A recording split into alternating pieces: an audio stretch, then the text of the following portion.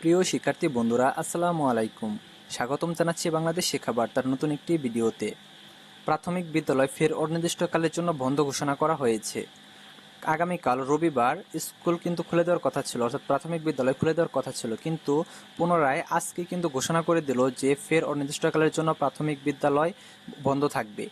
এবং এটি কতদিন বন্ধ থাকবে, অর্থাৎ এই নিউজটি ডেইলি ক্যাম্পাসে প্রকাশিত হয়েছে। আমরা এই নিউজটি তোমাদের পুরোপুরি পড়ে শোনাবো যে এটি আসলে কতদিন পর্যন্ত বন্ধ থাকবে। এবং তোমাদের যেহেতু প্রাথমিক বিদ্যালয় বন্ধ, সেহেতু কিন্তু স্কুল কলেজ কিন্তু খোলার কোনো সম্ভাবনা নেই। তো প্রাথমিক বিদ্যালয়টা কবে খুলবে, তারপরে কিন্তু ধাপে ধাপে তোমাদের স্কুল কলেজটা খুলে দিবে।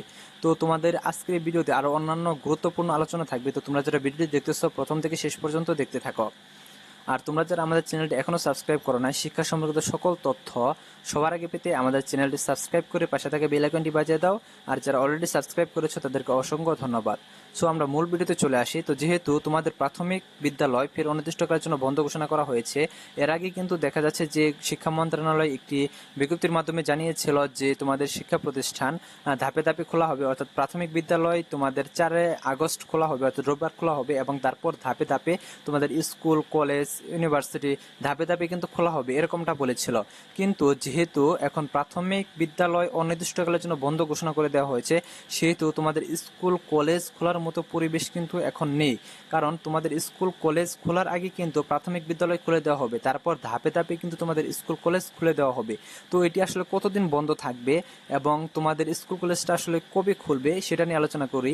তো বর্তমান কোটা আন্দোলনের কিন্তু বর্তমানে এক দফা আন্দোলনের রূপ নিয়েছে, সেটা হচ্ছে সরকার পতনের আন্দোলন।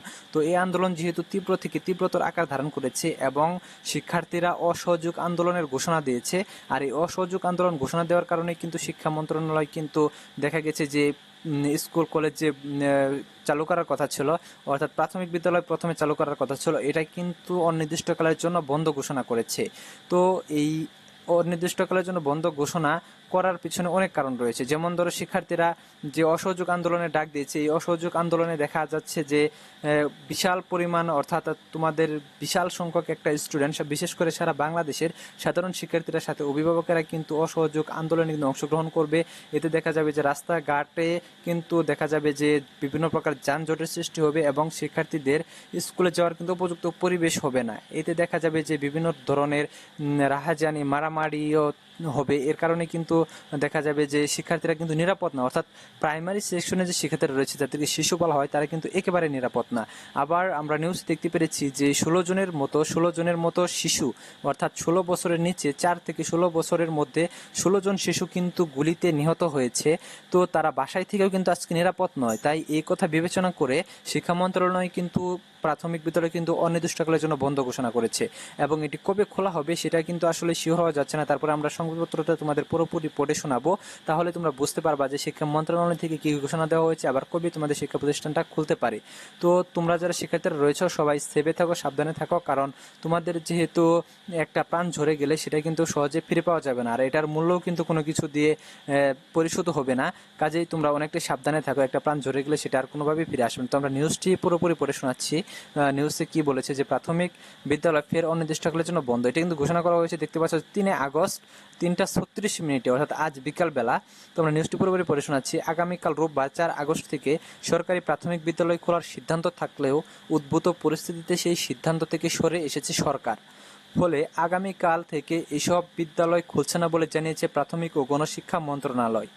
আজ শনিবার 3 আগস্ট বিকাল 4টার দিকে প্রাথমিক ও গণশিক্ষা মন্ত্রণালয়ের সিনিয়র তথ্য officer Mahbubur Rahman Tuhin the daily ক্যাম্পাসকে তথ্য নিশ্চিত করেছেন।